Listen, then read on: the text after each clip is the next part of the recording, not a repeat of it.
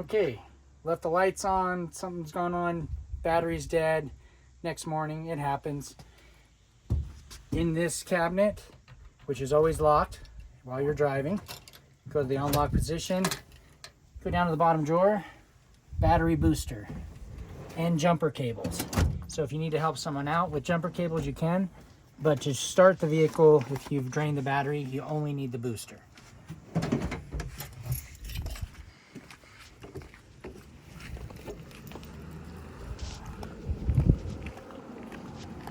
You set the booster here.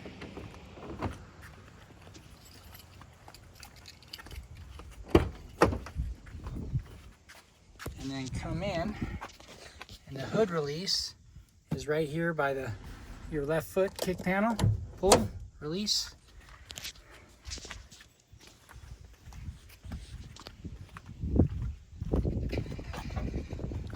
Just to the left of the Mercedes sign, little lever, go all the way up. The hood latch will catch, let it rest. Battery booster goes here. Over on the right side firewall, grounding lug, black to grounding lug. Right by the air intake is your red positive. You push it in, twist, expose the terminal, connect, power on the booster.